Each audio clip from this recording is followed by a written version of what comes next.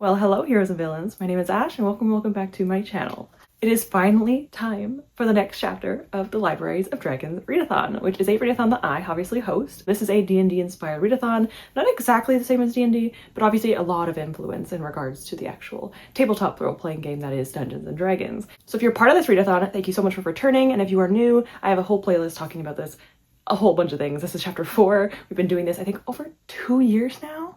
Crazy. So thank you all for being here for the amount of time, regardless if you just joined or if you've been here since the beginning. Just thank you so much for being a part of it. So this chapter is centered around attacking and defending your realm. Something has happened and the enemy is now at your front door, or your front gates, if you could say. Your realm is under attack, your domain is being attacked itself, and so you either have to defend the people and help heal them, or you have to go into the fray yourself and attack as well. You have two decisions. The defense path is a lot easier, the attack one is a little bit more difficult. If you know D&D, I think the attack one shouldn't be too hard, but this is a pretty complicated thing for people that have never played. You can still do it, but just keep in mind, it might be a little bit more difficult. I will have a step-by-step part in the end of this, how to play exactly. So if you're more of a visual learner, I will do a step-by-step kind of play-by-play of how to do it. There's also a step-by-step on the Google Drive, so if you have a little bit of a hard time understanding how to play, there's a step-by-step guide on the Google Drive document, as well as me actually playing it at the end of this video. Again, everything's on the Google Drive, and if you have any questions, ask me down below or on my Discord preferably, but whenever you want, wherever you want to do it, you can go ahead and do so. Before asking me any questions, go to the Q&A first. They might already have answers, but if not, just come to me, I will happily answer. In chapter 3, some of you may have done something a little bit bad and tried to use your hands to steal, but some of you might have gotten caught. If you are in prison or your character is in jail, you have to do a separate thing in order to get to the actual board game itself. So you need to do both things to actually complete this chapter. I mean, I know you probably want to stay in the jail and not have to worry about what's going on, but you have to do it, I'm sorry. So in order to do that, you do have to do the jailbreak added kind of part in this readathon. If you have not been in jail and you were not there from chapter 3, completely skip this area. This is completely only for people who were caught in chapter 3. So again, if you were caught, you have to complete this before starting the board game, or you could just do it alongside the board game. The maximum amount of prompts you will be receiving from the jailbreak kind of added thing is 2 if you already have a companion. So if you have a partner or a romantic interest or a friend, they can help you escape with 2 attempts. If you don't, you have at least 3 attempts. So you have to have at least 2 to 3 prompts for the jailbreak unless you succeed on the first roll, and then you're golden. So 1 to 3 prompts for people that are going to the jail. So let's talk about that first, very quickly. If your character was not imprisoned, skip this part of the video. I'll have timestamps down below. If your character is in prison, there is a few things they have to do. This is very similar to chapter 3, so if you know how to play chapter 3, you should know how to do this. You're gonna be making rolls the same way you did in chapter 3, where you have to roll a d20 and determine if you can actually escape or not. So make sure you have your character's stats, you have their modifiers, and if you don't know what those are, obviously this is here. Again, like very much chapter 3. So have your character's modifiers here so you know what they are, and we're gonna see if you can escape. There is the strength path and the stealth path. Makes sense probably that you're going to be more of a stealthy character if you did try to do this to begin with, but you can make a decision between trying to break out of prison and trying to sneak your way out. Now the first one is for you to try to find a way out strategically. You are trying to find a spot in the cell that is weaker than the others. You're trying to get a way out that is more using your mind rather than your skills or your brawn. So for this one, you're actually going to be making an intelligence check. Again, you have to make a decision between these rolls. You don't have to choose this one.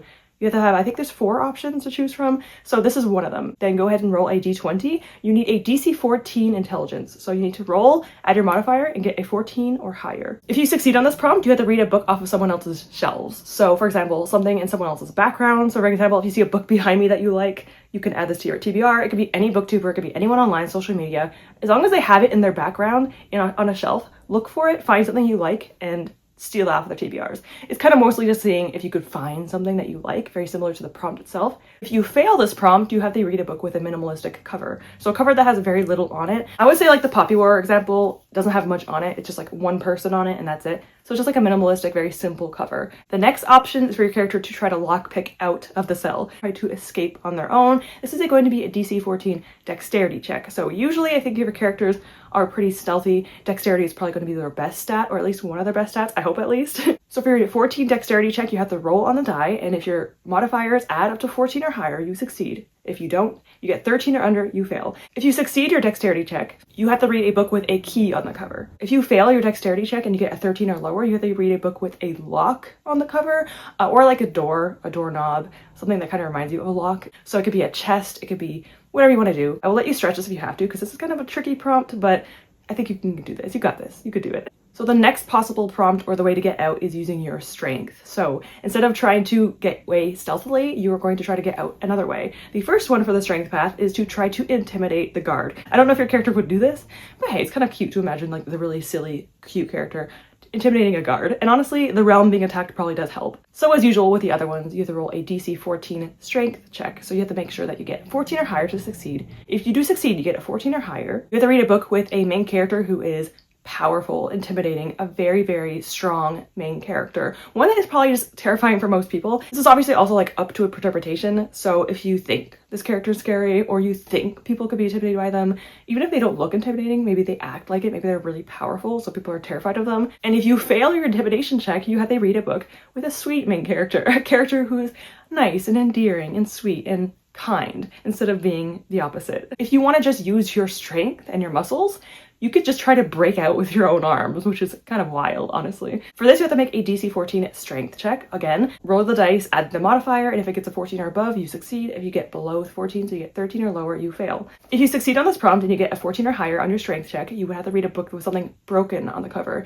It could be anything you want, but as long as it is broken, shattered, broken. If you get 13 or lower on your strength check, you fail the prompt, which means you have to read a book with something on the cover that is made of metal, so like bars, chains, anything that's metal, as long as it is not a weapon. Weapons do not count, but something that is metal that is not considered a weapon or a shield. Again, once you fail 2 prompts, if you have an ally, so if you have a partner or an ally that you finished from the last side quest, you can actually get out with their help.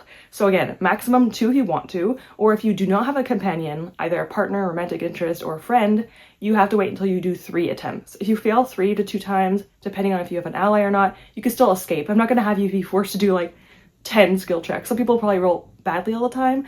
I do that too all the time, so I understand. If you fail 3 times, no matter what, even if you didn't complete the last side quest, you could still get out. So your dragon will help you get out if you don't have an ally with you. So you can still kind of join the fray. Again, 3 is the maximum if you don't have an ally or a partner. 2 is the maximum if you do. If you want to continue though until you succeed and you want to make it harder for yourself, go ahead. You can do that. I'm not going to complain if you want to attempt over and over and over again. Now that you've escaped jail, let's move on to the actual board game part of the video. So we're all back onto the surface. We are back into our realms and our domains, and we are ready to join the fray. You have 2 decisions. As I mentioned already, the defense path I would recommend for beginners or people that don't really understand what's happening in the attack one. It is a lot more simple. It has basic addition. I know that math isn't very easy, but it is very simple. Trust me, I'm bad at math and I understand how to do it. So I think you'll be okay. And then the attack one has a lot more math, a lot more rolling. It's a lot more difficult, but it's very similar to like D&D combat. So if you're more familiar with D&D combat, it shouldn't be too difficult. Keep in mind, if you have a blood dragon, you have to make sure their blood reserves are up. So it's going to be even more tricky if you have a blood dragon, aka like me. I have one and it's very tricky, but it's a lot of fun. You have to kind of micromanage a bit more. So if you have a healing or a light dragon, you actually get to double your healing dice. I would recommend using the defense board if you have a healing and light dragon. You don't have to, but if you want to, I would recommend it because you get to add double the amount of dice because your dragon is inherently magically influenced to help and heal people. So I would recommend if you have a light and healing dragon to join the defense path. Completely up to you though. They could be in the middle of the field and attacking if they want to. That's pretty cool too. But if you want to have more additional rolls, that is better for the defense path for the healing dragons. The item shop, I was going to go through every single item in the item shop and explain it, but I think it would just take way too long for this video. I do already have a description of every single item in the item shop. If you're going down the attack route, I would recommend getting potions. You don't have to get a lot, just maybe like 1 or 2, but I highly recommend getting a potion, at least 1 or 2, if you are going down the attack road, because you want to make sure you do not hit 0 HP. There's a few outcomes for that, I'll talk about it later, but I would recommend having at least 1 or 2 potions, just to keep yourself a little bit more safe. If you have a blood dragon, I would recommend having blood packs, so that way you could keep your blood reserves up. And the scrolls are completely optional. If you want to make sure that you do not hit 0 HP, get Revivify scroll. It's 10 gold though, it's a little bit expensive, but if you want to make sure you're safe, I would go ahead and do so. There's also a healing word scroll, I believe, so if you want to help heal more, you could also do that for the defense path. You could also get potions for the defense path to help people and heal them faster as well if you want to. And all the other scrolls are like offense based, so it's more for attacking. Like blur, for example, makes it so that the enemy has disadvantage on hitting you. There's another scroll that makes you have advantage on hitting them. There's scrolls that help you do more damage, so you get to do additional damage on top of your original damage, which is even better to give their HP down to 0. If you want to use scrolls, you can. Optional. If it's really confusing, don't worry about using them. Maybe use a potion or 2 and that's it. Don't worry about it if it's too confusing. I get it. Especially if you're new to D&D, it's very hard to understand. So a lot of the scrolls I kind of just made for my readathon. Similar to the original ones, but not exactly. If you want to use them, recommend reading through the item shop how to use them. If it's still confusing because I don't have a whole video on it, I do apologize. It would make this video it's already a long video, so I don't want to add this another 30 minutes onto me explaining every single item. So if you want to know what the items do, I would recommend going to the item shop. I also made an Excel sheet so you can actually know what you have and what you've used, so that way you can track how much gold you've used, how much items you have, and if you use those items. So that way you're keeping track of them and making sure you don't reuse them twice, or if you don't know if you've used them already. I've added a way to track your items and your item shop items so you can see what you've already bought. Remember that scrolls are a one-time use, so the moment you use them, they're gone. So just make sure that you know that. I think we're ready now to move on to the actual board itself. So let me kind of show it to you and give you an example of how it works overall, and you can make your decision if you want, depending on what you think and how you feel. We're going to very quickly talk about this, but we're not going to talk about it in detail. We'll talk more about it in detail later because we want to make sure that we understand what's going on. Again, it's a little bit confusing. I think I'm going to start with the defend path first because it's the easier one. So let's start with defending. We'll go to the attacking at the very end because it's going to be a bit longer to talk about and discuss and kind of explain. So let's go into the defense one first. If you and your dragon are going to be defending your realm rather than attacking, this is what you need. You don't need to print it out. You can just have a copy on your computer, or you can have it on a tablet, or whatever you want to do on your phone. It doesn't matter. As long as you have it like this. Now, obviously, as you can tell, there are 22 spots on this board. You will be going up and deciding how many prompts you get depending on rolls. You do start at the starting tile, obviously, and then there are 22 spots total. So 22 prompts. All the prompts numbers are associated with obviously a prompt on the Google Drive. I wasn't able to fit them all on here, so I just decided to number them. There's also shortcuts you can take that also let you do separate prompts, and there are also going to be ones where you don't have to worry about attacking and defending as much. You kind of just want to skip those parts. It's also less prompts, so it actually skips a few extra prompts, so you don't have to worry about doing as many prompts. So if you want to do less prompts, take the shortcuts, and especially if you don't want to do the colored tiles, you can skip 2 colored tiles if you don't want to take them by using the shortcut. There are 4 colored tiles in total. Whenever you cross a colored tile, that is when something happens. So that is when the healing happens and the attacking happens. So when your character passes it, or lands on it, whatever one you do, you have to do either the attack or defend. But let's talk about something else before we get into that. That's going to be something that we talk about later. Let's talk about other stuff first. Keep a track of how many trust points you have. If you have more than 10 trust points, you get to add a +2 to every single roll you make as a healer. So you get to add 2 more healing every single time you make a roll. Keep that in mind. If you do not have 10 or more trust points, you do not get to add anything. People should have it at this point. If you don't though, then I would recommend going back and doing more side quests and chapters. But if you have 10 or more, you get to add +2 to your healing every single time. If you already have it, I would recommend highlighting the +2 so you remember to add it every single time. Your realm's health and your healing dice will be dependent on your dragon's size. So look for your dragon's size. My dragon is a large dragon, so I would have 50 HP. So look for your dragon size and highlight whatever one your dragon is. That is the pool of health you have to give to them. You don't have to max out the HP. You don't have to do that. All you have to do is get to the end of the map. You don't have to worry about actually healing everyone. That's just like an optional thing. But getting to the end is actually the biggest outcome. Healing them is just like a secondary outcome. You don't have to worry about doing that completely. The next thing you have to do is healing dice. The size of your dragon also dictates how much healing they receive. So because my dragon is a large dragon, I do 2d8, which is 2 8-sided dice. Again, if you have a healing or light dragon though, you get to double it. So let's say you have a small light or healing dragon, you get to roll 2d6 instead of 1d6. 1d6 is just 1 6-sided die. 2d6 is just 2 6-sided die. If you have a large healing dragon, you get to roll 4d8 healing dice. So you get to double everything if you are light or healing. And then remember, you also get to add a +2 if you have more than 10 trust points. Very confusing probably. When I make the rolls, it'll be a lot more easy, trust me. So make sure you highlight or keep track the size of your dragon and what it pertains to it in regards to HP and its healing dice. So keep that in mind when we're getting into the healing part of this. And I'm going to now go step by step as to how this works. So we're going to do that first before we go into prompts. So let me show exactly how this works when we play it. I also want to let you know that if this is really confusing and you're having a really hard time, you don't have to worry about doing anything when you cross a colored tile. If you just don't really want to do anything with attacking or defending and you're having a really hard time understanding it, I would recommend to just ignore that and just play on the board, do your prompts, and that's it. You will not be in trouble or disqualified or whatever. This is a fun readathon. There's no competitive aspect to it. This is just for you to have fun, enjoy yourself. So if you're not having fun and you're confused and you just don't really know how to play, then I would recommend to just ignore the colored tiles. You can still land on them and cross them. You can just play the board, get your prompts, and that's it. And that's completely fine. That is completely valid. So let's go into the actual board game, show how the defense path works, and I'll do more step by step and show you how it works and then come back to you in a minute. So let's go and show the board and see how we play. The first thing we need to do is have someone start at the beginning. So put anything you want, a sticker, a magnet. I have a little goblin I painted myself. He is very cute. There he is. He's going to be the one that moves along the board. So make sure you have something to move along the board with, either digitally or physically. The next thing you have to do is your realm's health. Keep track of which one it's going to be. I'm actually going to highlight the one that specifies to me as my character. So obviously don't do this if it's not pertaining to your dragon. So I recommend if you have it physically or even digitally to highlight it so you can kind of know which one is what for you. I have a large dragon, so it's going to be 50 HP. And similarly to my healing dice. So I have a large, so it's a 2d8. I also have 10 trust points, so I'm going to highlight the +2.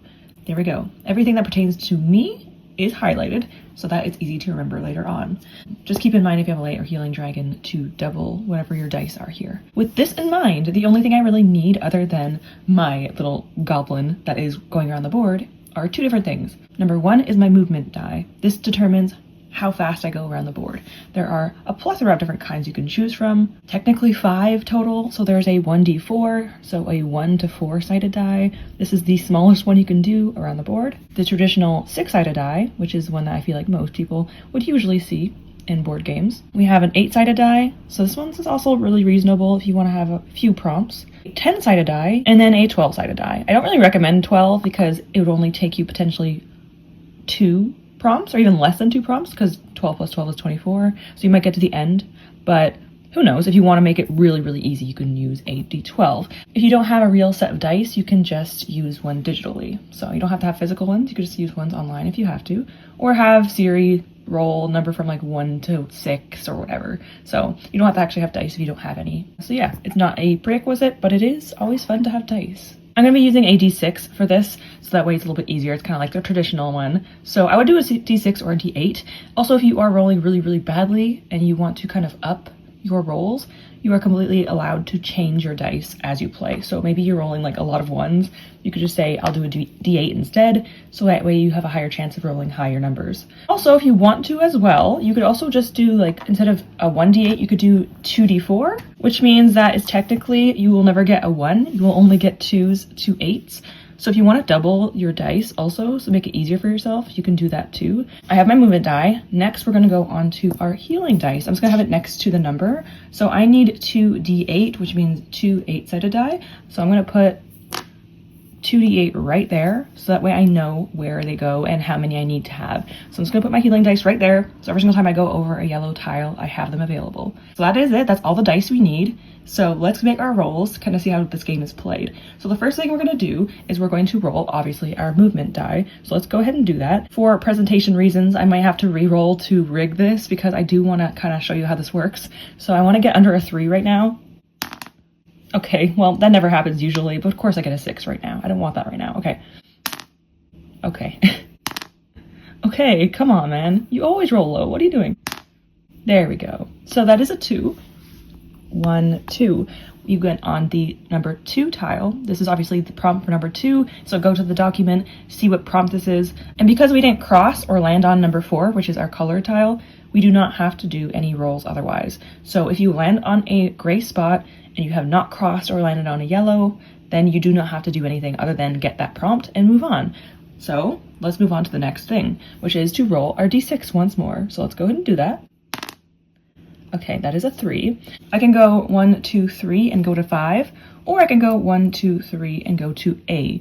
A is a shortcut. This means I have less yellow tiles, so 15 and 11 can be skipped if I want to, taking the shortcuts. This also reduces the amount of prompts you have to do, so if you really don't want to do a lot of prompts or you're rolling really low, go ahead and take a shortcut, but I'm going to do for representation purposes, I'm going to keep going down the main path and not take the shortcut. So we're going to go 1, 2, 3. I land on prompt 5, so I go on the Google document, read what number 5 is, write down that prompt, and now we're going to do our healing. We did cross the 4th tile, which is our colored tile, which means we have to roll our dice to heal. All you have to do is roll your healing dice. So just have to roll these 2. If you have tiny, small, or medium, you only have 1 die, so you only roll 1 unless you have a healing dragon. So usually you only have 1 unless you're large or gargantuan. Because I am a large dragon, or my character has a large dragon, I get to roll 2. So we're going to roll this. Oh my gosh, that's actually really good. What the heck? That is an 8 and a 7, which is a 15, but we also have to add our modifier because we do have a +2 because of our trust points. So we roll this dice, and if we have 10 or more trust points, we add our 2.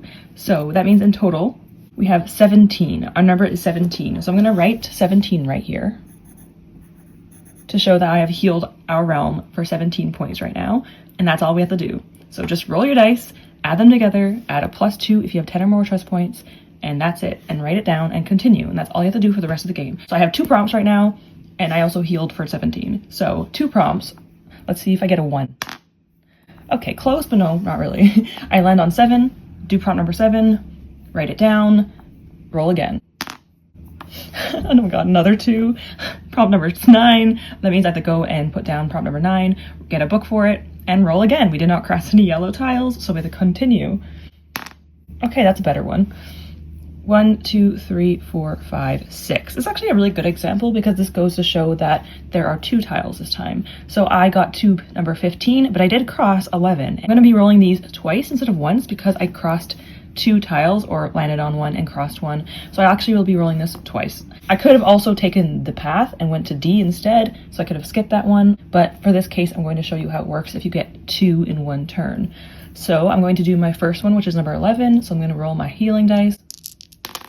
That is a 7, but we're going to add +2 because we have 10 or more trust points. So that is a 7 + 2, which is a 9. So we're going to add 9 here, but I'm actually going to do my second roll, which is a 15, because we passed another tile or landed on it in this case.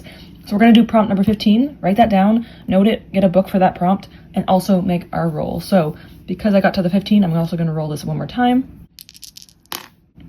That's more like it. We got a 1, but that's still an 8, which isn't horrible. That's a 10. So I got 9 in the first one, 10 in this one. That is 19 health points. So that is 36 total. So I have 36 out of 50 healed, which isn't too bad. So let's continue and see if I actually am able to fully heal my domain. Let's see. I'm going to put this back. We're back on 15. So now I have to do prompt 15 as well. So I think this is like, what, 4 or 5 prompts? It's not too bad. Let's make another roll. Another 6, that's pretty good. 1, 2, 3, 4, 5, 6. Prompt number 21, we will do prompt number 21, and because we crossed the yellow tile, we're gonna do this one more time. It is the last one, so let's make our final roll for our dice. Okay, 6, 7, 8, 9, 10, 11 plus our 2, so that is 13. Do I fully heal my realm by doing that? Oh my god, I'm 1 short. Are you kidding me? I got to 49. You know what? You know what I'm going to do? I'm upset with this. I'm going to use a potion. I'm going to use a potion so that way I can actually fully heal my realm. You don't have to do this, but I really want to now because that was rude. So I'm actually going to use a potion. So 2d4 plus 2. That's better. So that is a 3 and a 2. And we're going to add a +2 to that. So that is 3, 4, 5, 6, 7. So technically total, I'd be doing 56 healing, but because my cap is 50, I just get to 50. That means my realm is fully healed. You don't have to actually fully heal them, but because I was so close, I just wanted to do it. So I got 50, which means I am fully done. If you do this before you get to the final tile, you could just cross it without making any more rolls because you already fully did it. But I'm gonna make one more roll and see if it's a 1. Oh my god. Prompt number 22 is actually to go back by 1d6 spaces. So I would have to go 1, 2, 3, or 1, 2, 3. I'll just do 1, 2, 3 because I already did that yellow tile. We're not going to redo it, so we're gonna just 1, 2, 3. Are you freaking kidding me? I would be doing prompt E, and now I'm doing another prompt. Are you freaking kidding me? Thank goodness this is a fake one. I'm gonna go 1, 2, 3 this time. Oh my god! Stop this. No. Okay.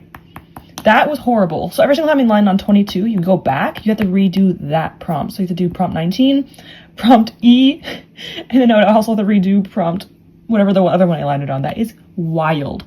So prompt number 22 is actually to go back, and whatever you land on when you go back is the prompt you have to do. So it was an extra 3 prompts from that one tile. That was diabolical. I'm so glad that was my real TBR, but that is exactly how you play the game. Hopefully that was understandable. Really simple. All you have to do is move along the board using your movement die, and then every single time you cross or land on, depending on what you do first, a colored tile, you have to roll your healing dice, depending on the size. Remember that it depends on yours. I get 2d8s because I'm a large dragon, but if you have a certain specific size, make sure you remember to do that. If I was a healing dragon, which I'm not, but if I was, I would do 4d8s every single time I healed instead of 2d8s. And if you fully heal your realm before you get to the yellow tiles, so let's say you heal your realm at 16, you do not have to do it again here. You could just stop rolling your healing. So that is it. It's pretty simple. All you have to do is roll your dice, and that's it, and add it together. Make sure you add your +2 if you have 10 or more trust points, and that's all you have to do. So hopefully that was understandable, giving a visual example, and hopefully you guys have a good time making your own TBRs for my TBR game. So yeah, thank you for taking part. Let me go back to the video and talk more about it in a minute. Okay, so I'm hoping that wasn't too convoluted or confusing. I think the defense path is definitely a lot easier. All you have to do is roll your dice, add it up, and that's it. So hopefully you understand. I will talk about the prompts and what they mean in a minute, so don't worry too much about that. But I'm first gonna go on to the next part of this video, which is the attack board. This is gonna be a lot longer and a lot more confusing, but I think, again, if you have experience, you might understand this. If you don't have experience, you can still do this. It just may be a bit confusing. You don't really like doing this attack rolls if it's too confusing, if you don't really know how to play, if you're just kind of getting a little overwhelmed by it, you can completely just ignore the colored tiles. You can land on them, you could pass them, but if you just don't really know how to play and you're kind of getting overwhelmed and you're kind of getting frustrated, just don't worry about doing it. Just ignore all that. Just do the prompts, land on the prompts, do your prompts for the chapter 4, and that's it. That's all you have to do. You don't have to worry about actually forcing yourself to do these rolls if you're not really sure how to do it. Roll your movement die, go around the board, do prompts, that's it. You don't have to do the attack dice or the defense dice if you don't want to. But if you want to try doing it, let's talk about this part of the video. This is gonna be a longer one, so I'm getting ready to talk. I did have coffee before this. I'm a little bit going hyper mode, but I'm gonna try my best to explain this coherently, not mess up too much, which I've already been doing a lot, by the way, and try to talk to you about how this works as nicely and concisely as possible. So let's get into the attack board and talk about it first before we show how it works. Here is the attack board. This is the sheet I have. Obviously there'll be a JPEG on the actual Google Drive, so you can look at it, print it out. Let's find out what your attack dice are, your HP is, and what your AC is. If you have no idea what those things mean, I will explain it. Don't worry too much about it.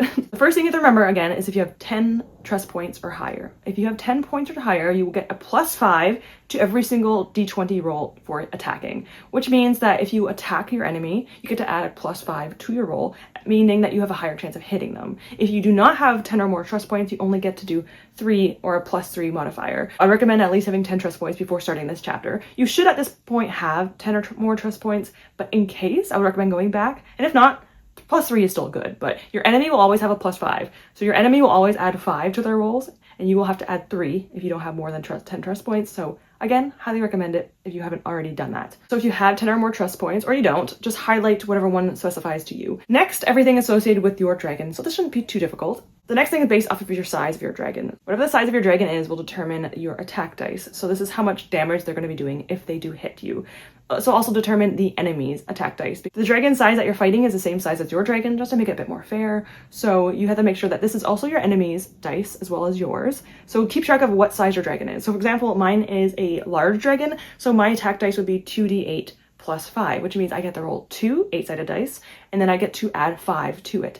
So let's say I roll a 3 and a 2, which isn't a great roll for 2d8, but that's something I would definitely roll because I know myself enough.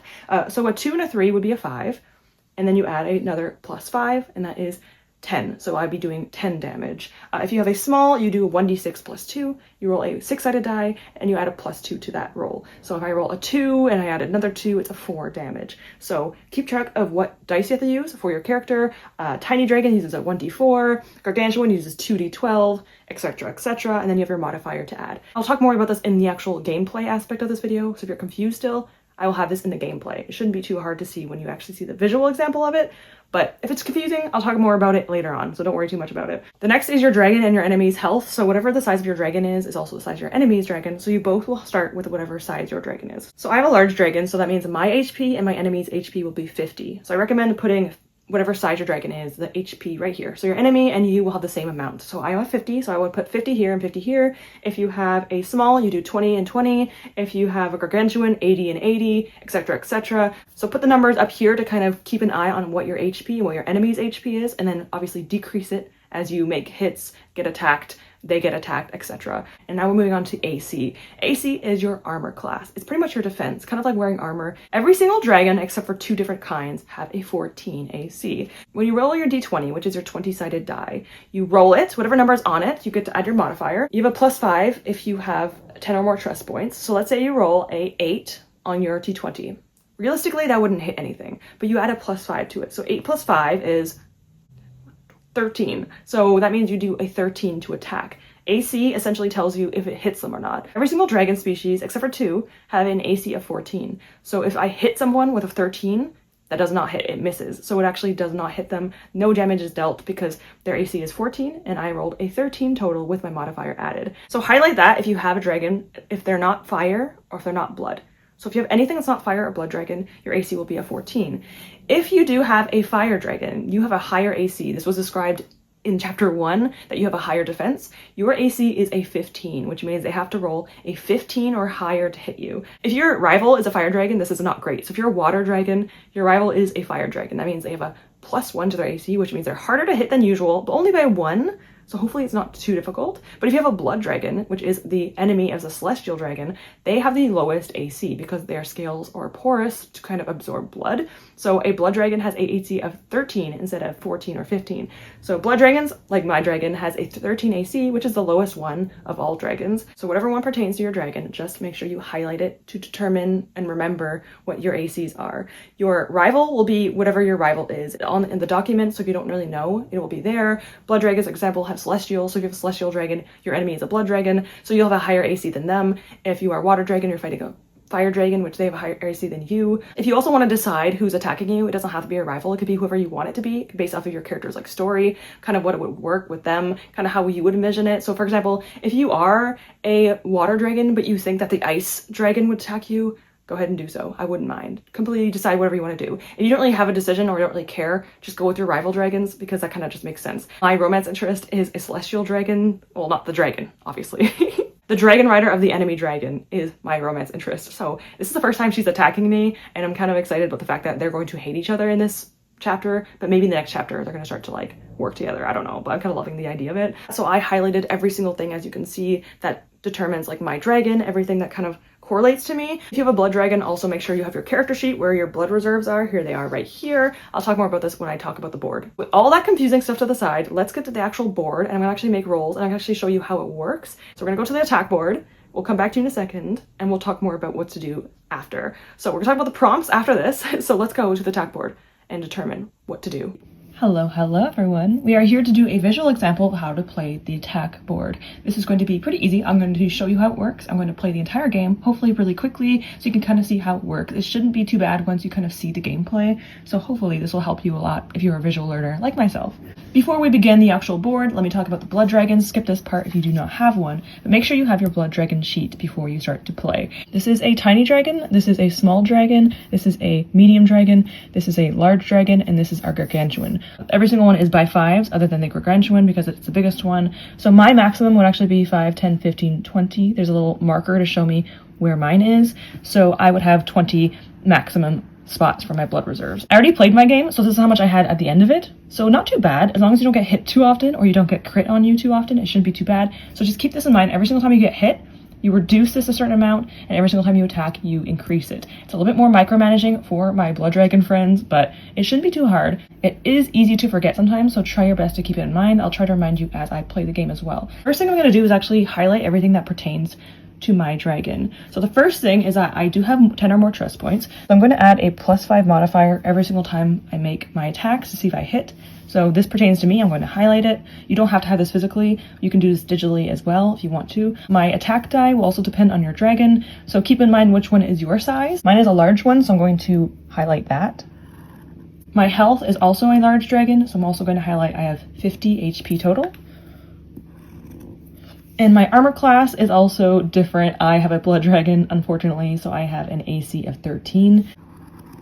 My enemy, though, is a celestial, so I'm going to be marking down that my enemy's AC is a 14, so I will try to remember that when I play the game. Now I'm going to put down my attack die. I'm going to put this to the side so it's easy to remember it later on. My dragon has a 2d8 plus 5, which means all I have to do is get 2d8. For me, that is 2 8-sided dice. So as you can see, these are 8-sided die. They have 4 faces on each side. So I'm going to put my 2d8s right here so I remember for next time to do my attack dice. I don't have to worry about forgetting about it. If you don't have physical dice, you can use digital dice. You can also use like Siri or one of your helper things to say pick a number from 1 to 8 or whatever twice, so you can do that. But also keep in mind, if you have a small, tiny, or medium dragon, you only get 1 die, but if you have a large or gargantuan, you get 2. So you should only have 1 if you're not a large or gargantuan, so just keep that in mind as well. So I have my 2d8s ready right there. Now I have to keep track of my HP, which means I have to go up here. I will have 50 HP. and my enemy also has 50 HP. So we both have the same amount of HP to start with. Everything's kind of ready for me. This is my personalized board. Again, these will depend on your dragon, so don't do the exact same thing as me. Just keep track of which ones are pertaining to you and your dragon. Keep track of it. So let's actually get to the board game itself. The first thing we need to do is keep a marker as to where we are on the board. So I have a little goblin. Here he is. I painted him myself. I love him a lot. He's the perfect size for this board. So I'm going to put him on the start tile. All right, he is ready for his adventure. So we're going to begin. We're going to do our movement die. This will dictate how fast we get around the board. So there are 5 different kinds you can use. You can use a D4, which is a 4-sided die. This is the smallest you can go. A 6-sided die, which I feel like is like, you know, the standard that you can use. An 8-sided die, I usually use this one, but it's in my attack die. So an 8-sided die, which is obviously at 8 sides. This one's a reasonable size if you don't want too many prompts. A 10-sided die, I don't really highly recommend it because you'd only get 2, potentially only 3 prompts for this one. But also if you want to have smaller amount of prompts, go ahead and do so. And if you really don't want a lot of prompts, potentially, here's a D1, D12. So this is a 12-sided die. You might only get 1 roll, but hey, who knows? You might only roll 1s, so you never know. There's a small chance. If you really want to go a little bit faster and not get any 1s, you can actually roll 2 D4s. So if you roll this, you'll never get a 1. You can substitute the 8-sided die for 2 D8s, which is good for people who really don't want low rolls. I don't blame you for that. I did forget one more thing, actually. Before we begin, we do also need our D20s. This is to see if we hit, and also our initiative order. So we have 1 D20. This is actually exactly the same color as my dragon. So my dragon is black, red, and it has gold eyes. So this is perfect for my dragon. So this is going to be my dragon's dice. So try to make sure you keep 1 for yourself and 1 for your enemy. If you only have 1 set of dice, just re-roll the same one. You don't have to worry about having multiple. I just have a million different dice. I'm sure a lot of us understand that problem. But yeah, and then you have your enemy's dice. Mine is celestial, so I have this really pretty blue. You can't really see it very well, but it is rather pretty in the light. So this will be my enemies, and this will be mine. So those are there for later. So make sure you have at least 1 D20. If you have more than 1, try to get 2. And then also have your attack dice. Also have your movement die. I'm going to be using a 1d6 for my movement die, and that's all the dice you need. If you only have 1 of each, just use 1. You can re-roll them twice if you have to, so no worries about that. So let's get into the actual gameplay itself, and let's start the board. So let's do our first roll. I'm going to make sure this is rigged so I can actually get a 1 or 3 so that you can see how this game is played usually. So, oh, I didn't even need to rig it. It was destined. So 1, 2, 3. I land on a gray tile. This is prompt number 3. So I'm going to go into the document, see what prompt number 3 is, read it, write it down, pick a book for it, and we're going to move on to the next roll. We did not cross a red tile, which means that we don't have to make any rolls for attacking. We just landed on number 3. We didn't cross anything. We didn't land on any red ones. So that means we could just continue the game. So let's do that and roll again. So let's roll another d6, or whatever dice you want to use. You don't have to use a d6, but I'm using a d6 for this. A 4. So for 4, I can go 1, 2, 3, 4 to spot 7, or I can go 1, 2, 3, 4 to spot C. If you want to do less red tiles and less attacks, or if you want to do less prompts, you can use the shortcuts. They're all different prompts, obviously, but if you rather just not do as many prompts or skip the red tiles, then please go ahead and do so. It also means that you have a lesser chance of your dragon getting to 0 HP, so this is also a safe kind of path to take. For purposes of showing you how this game works, I'm going to just continue down the longer path. So yeah, let's go ahead and do that. 1, 2, 3, 4. We landed on prompt 7, which means we're going to do prompt number 7. We're going to mark that down. So we have 2 prompts now. We'll keep track of the fact that we did number 3 and number 7, check the prompts, write them down, get a book for them. But we also crossed prompt number 4, which is a red tile. And because of that, we have to make our attack rolls. We're going to go step by step in how this works. This is without scrolls. This is without any kind of items. So this is how you just play naturally. So the first what we're going to do is we're going to get our D20s, or our D20 if you only have 1, and we're going to roll them. If you only have 1 D20, so let's do an example of how this would work. I'm going to move this stuff to the side. You're going to choose who rolls first and who rolls second. So let's just say I'm going to roll first for my character. So what we're going to do is we're going to roll a D20. That's a very good roll, a 17. And now I'm going to say now it's the enemy's turn. So they have to beat a 17. They got a 3, which means I go first and then the enemy goes second. That's how you do it if you only have 1 die. If you have 2 dice, you do it as you usually do and just roll both at the same time if you want to. That's deplorable. Okay, well, the enemy rolled 2 and I rolled a 3, so technically I'm above them even though I got a 3. But same in both ways, my character goes first because I assigned this color to my character, so that's how it works. So we're gonna go me first and then the enemy. So let's go ahead and do so. We do not add the attack bonus to our initiative roll. That's only for our attack rolls.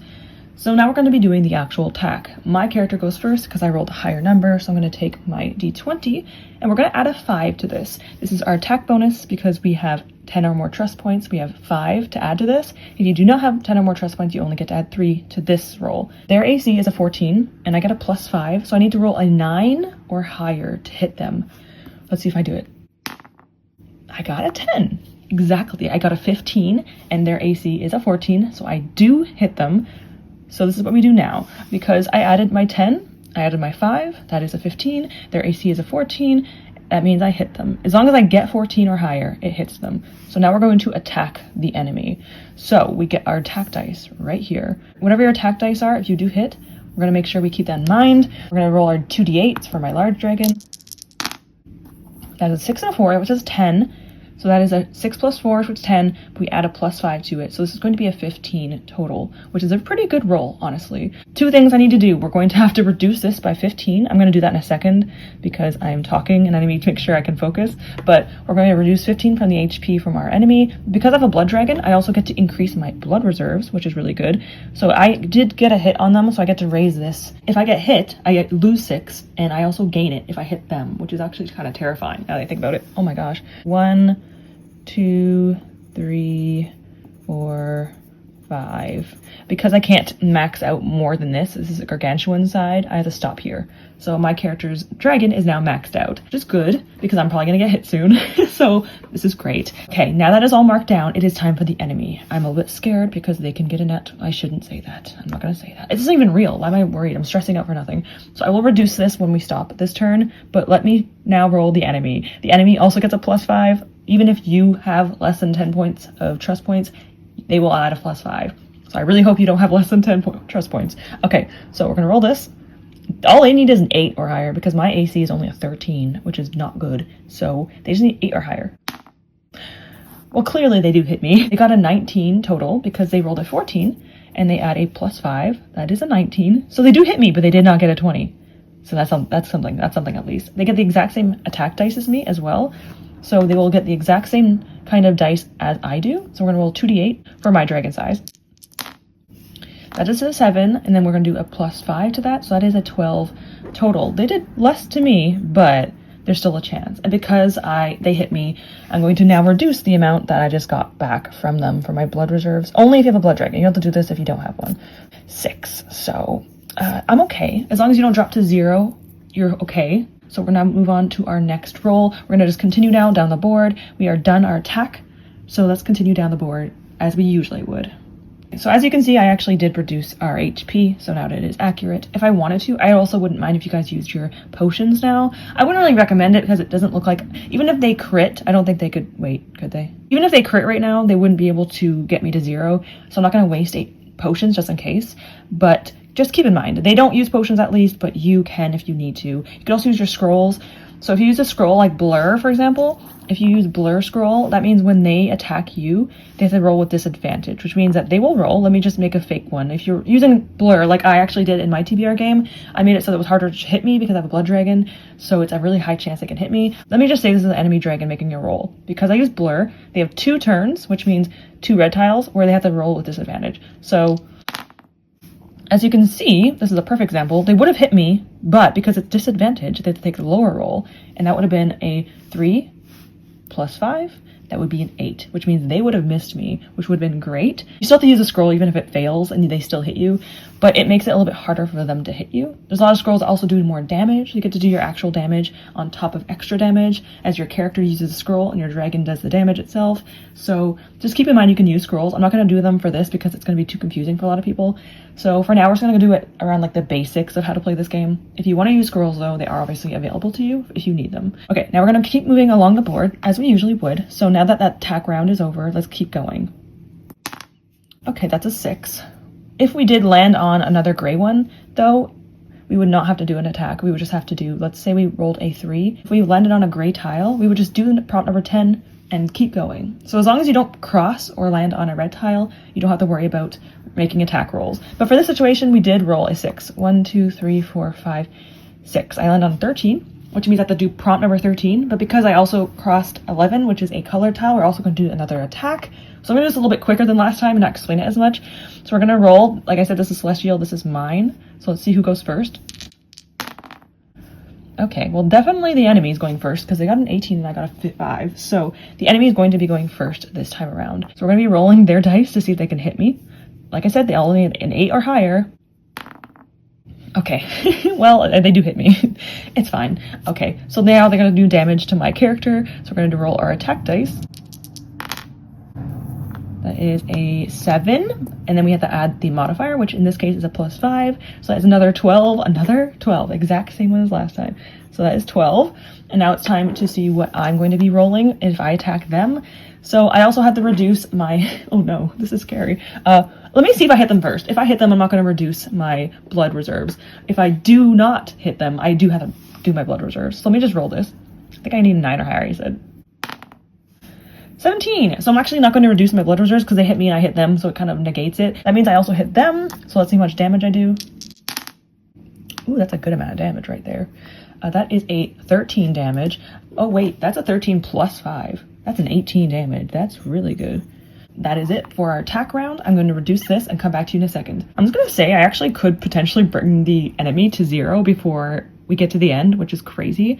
But I also have 26 HP, which is a little bit nerve-wracking because the maximum amount of HP they can do on a crit is 4d8 plus 5. So we're going to take the risk and not heal. So just keep in mind how much HP you have and how much attack die there is, and if there is going to be a crit on you, if that's deadly or not. Now we're going to keep going down the board as usual. That's a 2.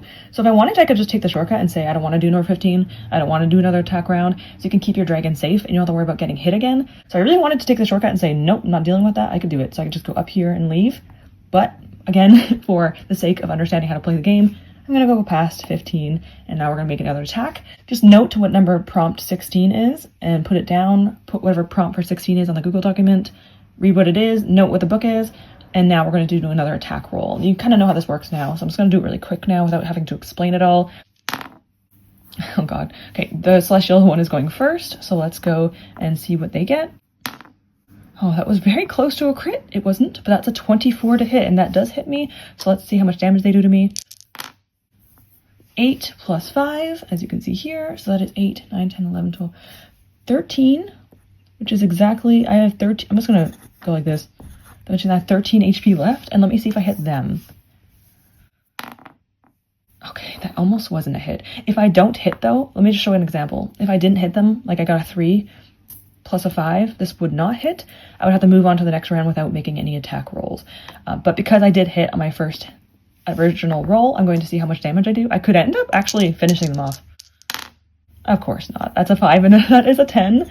So they have 7 HP and I have 13 HP. This is actually kind of scary. Because I hit them and they hit me, I'm not going to reduce my blood vials. And if you did not hit them and they did hit you, you would have to reduce it. And if they don't hit you, but you hit them, you would increase it and that's it. Listen to our last roll.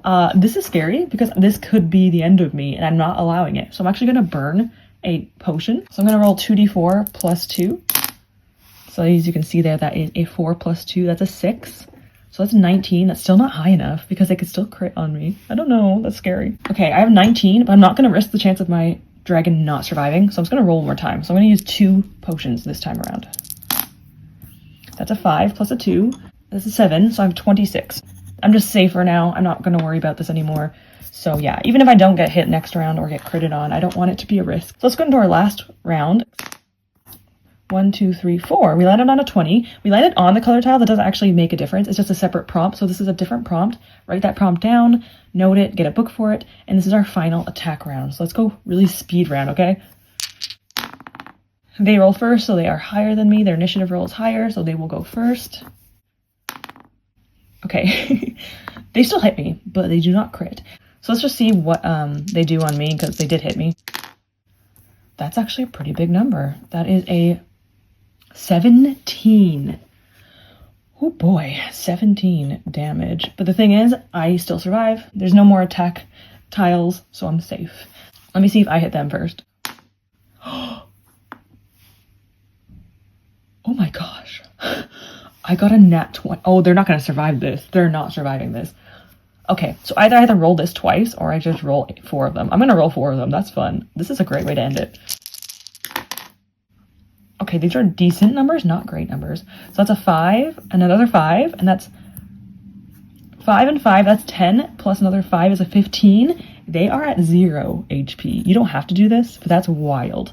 Okay, they are down. That means they are retreating, they are leaving. I got them to 0 HP, which is great. It is not mandatory to get them to 0 HP, by the way.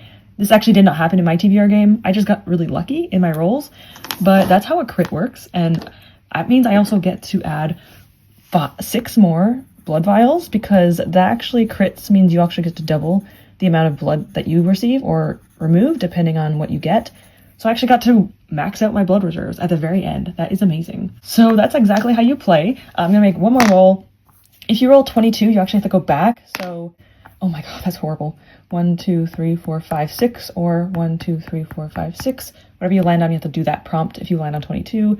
You also don't have to redo red tiles. You don't have to redo them. If you've done them once, you could just ignore them. But number 22 does make you go back. You can go down these paths or you can go down these paths. But we did roll the first time and we did go into the realm. So we are finished. This is how you play this attack board.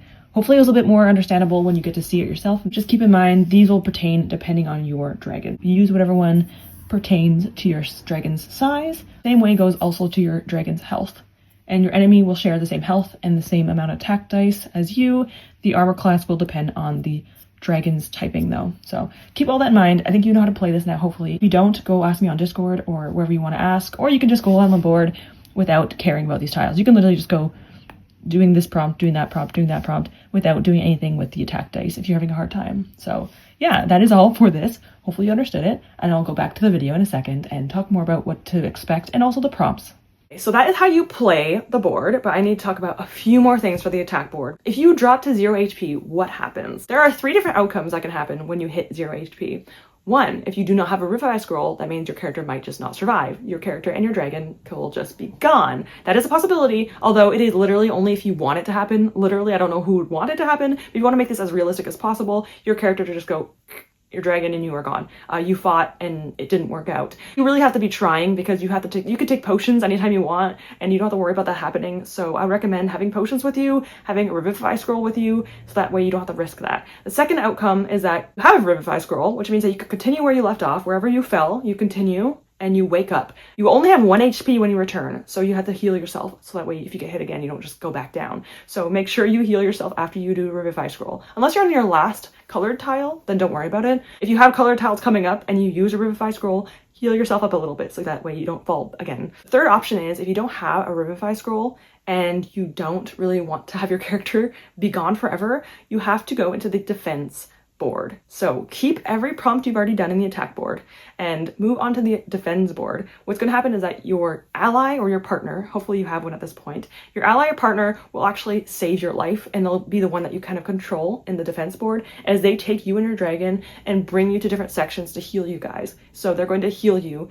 and that means you have to go through the entire board again and the defense path this time and actually heal as you go and progress. So instead of it being the realm's HP, it's kind of going to be yours and your dragon's HP. You're going to be healing your character and your dragon up as you progress through the second board. Again, if you already did some of the attack board and you fell, you have to do the defense board as well, so you're going to be doing more prompts, which is wild. So I would recommend obviously try not to get to 0 HP. Again, I made it really hard to do it unless you get a lot of crits on you. So if someone gets a nat 20 on you constantly, you probably will fall, but you shouldn't. And if you use your potions and everything, you should be fine. So very low chance of anything happening. I will never have your characters actually end up being like perishing permanently unless you want it to be a possibility, if you want to be more realistic. I'm never going to let my character die. It's not going to happen. So I'm going to make sure that doesn't happen for you guys if you guys don't want it to happen to you. Every single prompt is the same for both boards, except for the red and yellow tiles. The red and yellow tiles are actually the only prompts that are separated from each other. So let's go over the prompts. I'm going to be telling you what the prompts are for both boards when I get to the colored tiles, but other than that, we're just going to go over the prompts overall. I'll kind of explain it as I go. So let's go over the prompts. There are 22, but because there's 4 separate ones for each board, there are 26 total, but 22 on each board. So let's go over all 26 prompts. I'm going to try to make this quick because this video is already very long.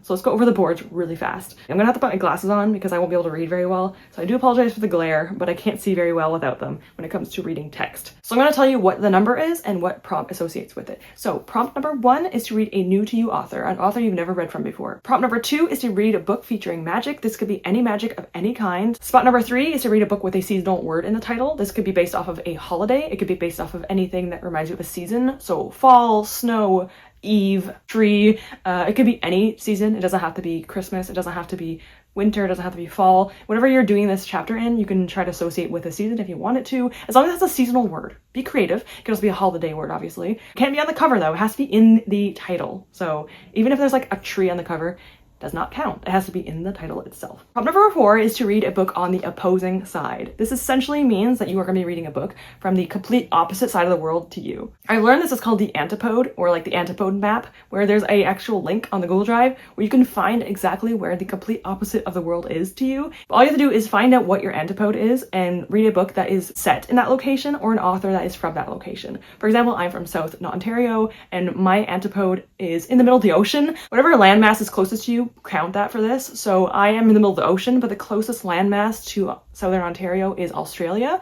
So I would have to read an Australian author or a book set in Australia. So I have a link on the Google Drive if you want to find out how to get to the antipode map, or you can just Google antipode map. Really cool concept. I kind of like this one. Either the continent or the country, whatever one you prefer, whatever one's easier for you. Prompt number 4 for the defense path though is a lot easier. It's just to read a book with yellow on the cover. Any type of yellow, it could be as little or as much as you want. I will also say that gold does count for this. Prompt number 5 is to read it from an author you've already read from before, and pseudonames also work. Prompt number 6 is read a minimalistic cover. This is a book that has very little on it. I do have the similar one to the jailbreak prompt. I didn't realize that until now, but it's fine. Read a book with something very simple on it. Prompt number 7 is to read a new release, a book that came out within the last year. So as long as it's within the last year, it doesn't have to be 2025, it could literally be of 2024 of December. As long as it's within 1 year of when you are currently starting this readathon, it does count, in my opinion, as new release. Prompt number 8 is a mood read. If you land on number 8, you get to do whatever you want to read. You could read anything you want. There's 2 mood read spots on this board. 8 is one of them. Prompt number 9 is to read a series. This is more to continue a series. If you aren't in the middle one, you can start one, but this is mostly to continue. Read from a series that you've already started.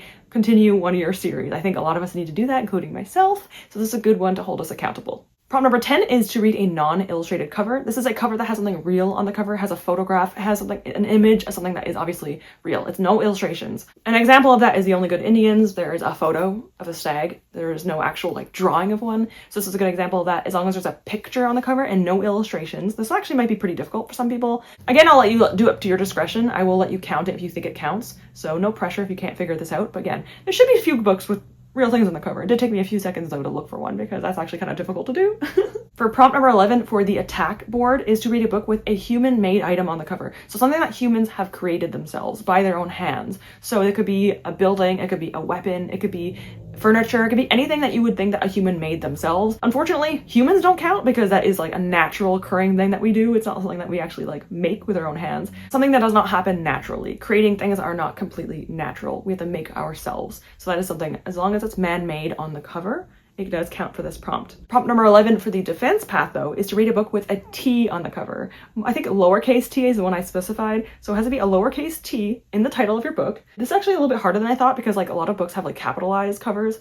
As long as it has a lowercase though. The reason why I did this because I thought kind of like the symbol, like the medical symbol is like the plus sign or like the medical cross symbol. And so I wanted to have kind of a unique idea to this one. So this one might be a little bit tricky. You can also count authors' names if you want to as well. If you cannot find a lowercase one for the life of you for a T, I wouldn't be mad at you if you decided to do a uppercase T. I will say that it's fine as long as you really can't do it. If you really tried, you can go with an uppercase. I'll allow it. Prompt number 12 is to read a book with an illustrated cover. Opposite of the one with the photograph on it. As long as there's an illustration, it is drawn, hand-drawn, then that does count for this one. Number 13 is actually a little bit more of like a creative one. You kind of use your own kind of thought process on this one. This is to read a book that reminds you of a song. Either one that you've been listening to a lot lately, a popular song right now, one that you kind of just found that you think can associate with a book. Kind of just take a song, either one like I mentioned that you like, one that you've been listening to nonstop, one that's kind of been in your head a lot lately, and try to find a book for it, or find a book and find a song for it. It should be pretty easy also if there's like playlists of certain books, that also can work. Try to correlate a song with a book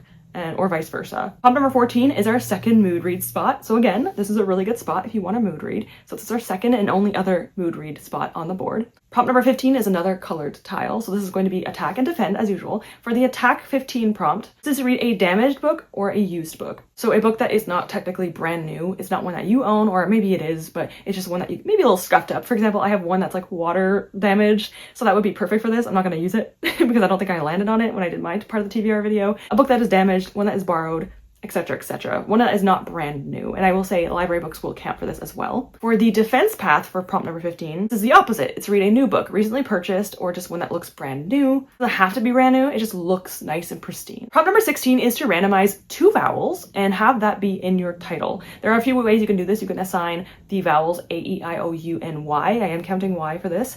You can assign 1d6, so 1, 2, 3, 4, 5, 6. Roll 2d6s, determine the numbers you want to. You also do like a random wheel generator. Whatever you want to do, just get 2 vowels and find those in your title. It cannot be in the author's name, it has to be in the title itself. If you get 2 of the same vowel, just find 2 of those letters in the title. So it shouldn't be too hard. Vowels are pretty good to find in titles, so this one shouldn't be too difficult, but this one actually kind of sounds fun. Prompt number 17 is to randomize your TBR in any way you want. This could be, again, whatever you want to do. You could do pull pick, pet pick, spin the bottle, a coin flip, a blind pick. Just find a way to randomize it without deciding on your own. You can also just choose like 4 books that you really like or really want to read this month and do something to randomize it, like roll a 1d4, flip a coin, whatever you want to do. Prompt number 18 is to read a book with a distinct shape on the cover. It could be a circle, square, rectangle, heart, star, as long as there's a distinct shape. It can't be just like a loose, foggy shape. It has to be an actual shape that is obvious on the cover. Circles probably should be easier, like a sun or a moon. The crescent moon, I guess I would count that too. It is a shape, I guess. But as long as it's obvious and it's not like vague and blurry, I think it would count.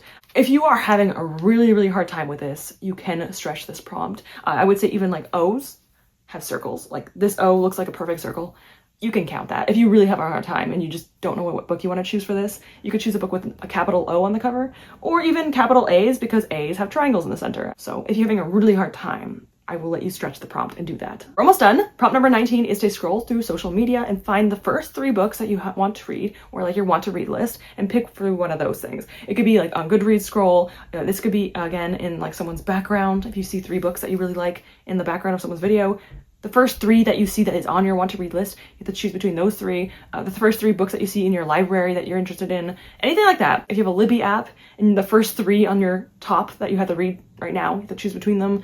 Whatever you want to do. Prompt 20 is the last colored tile. So attack prompt number 20 is to tend to your wounds. You have to read a book that is full of growth, happiness, pretty much like positive feelings. It could still have negative themes in it, but read a book that you think would help you feel better. Happiness, growth, anything of that kind of parameter to kind of help you feel better, as if you were in battle and you need something to kind of help you charge back up. For the defense prompt for number 20, you have to read a book with an author's name above the title. So most of the time, I'll bring up this book again, you see the author's name underneath the title of the book. For this prompt, you have to read a book with the actual author's name above the title of the book. So it has to be above rather than below. Again, if you're having a really hard time with this prompt and you cannot find a book that has an author name above the title, I will also count the spines. Sometimes the spines will do this. For example, Jason Reynolds, Long Way Down, the actual cover itself, his name is under the title, but on the actual spine, his name is first, then there's the title. Next is prompt 21. This one, if you land on, you actually have to go back a few spaces. So you have to go back up to 6 spaces. So roll a 6-sided die and roll it. Whatever roll you get, you have to go back that many spaces. So if you get a 3, go back 3, 6, you have to go back 6, etc. It could also just be like a 1, which isn't too bad. If you roll that, you have to go back, and whatever prompt you land on when you go back is the prompt you have to do for this prompt. So again, I think I mentioned something in the Google Drive. If you end up passing a red spot again or a yellow spot again, you do not have to re-roll. You never have to redo colored tiles. If you do them once, that's it. It's only a one-time thing. You could also use the pathways or like the hidden pathways and the shortcuts. So hey, if you want to do a different prompt and you land on a shortcut, you can go ahead and go back onto the shortcut instead. And prompt number 22 is to read something that is natural on the cover. Anything that you would see naturally in nature that is not man-made. So the opposite of the other prompt. So plants, forestry, obviously, animals, anything that's not man-made. I would even say humans count, because I know technically we're man-made, but you know what I mean. If you do the shortcuts though, I will very quickly talk about what the shortcut prompts are. There's only, I think, 5. Prompt A is to read a book with beautiful font or like pretty font. If it looks pretty to you, this is completely up to you, then I would count it for that. Prompt B is to start a series. I don't think we need to do this, But prompt B is to start a series. Start a new series, and if you don't read series, I will let you do a standalone. But if you do read series, you have to start one. And I know you probably don't want to, but if you land on this, you have no choice.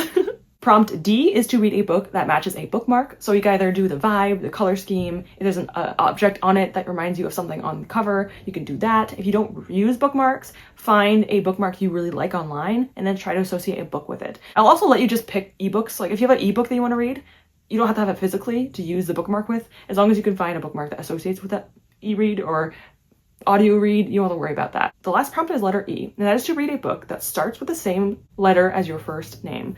Mine is A, so I'll have to read a book that starts with A, which is very easy for me. I'm very lucky. I'll also let you kind of just omit words like of, the, things that kind of start. For example, again, The Only Good Indians, it starts with the.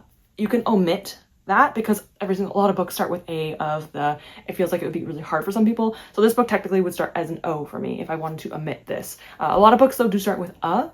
So for me, it would be pretty easy, again, because I have an A in my name, but some people might be a bit harder for this. It could also be a nickname. It could also be a name that you'd rather be called. So if you don't really want to use your real name, you could just choose your own name if you want to decide to do that. It's fine. And if you're having a really hard time with this, you can also do the author's name. So the author's name can also start with that letter as well, so that it's not too difficult for you if you're really having a hard time with that. So it could be the title or the author. I recommend trying to do it with the title itself, but if you're having a hard time, go ahead and do so with the author's name. And with that, that is all the prompts. If you really want to get your enemy to 0 HP, or you want to get your realm's HP to the max, you can restart the board as many times as you want. So you can literally use the board as a cycle and keep going back and back if you really want to make it challenging for yourself. If you want to do that, go ahead, but you only have to go through it one time to actually succeed the chapter. The only prerequisite is to start and end, and that's it, nothing else. I'm sure there's gonna be a lot of questions because I know this is, again, a little bit confusing.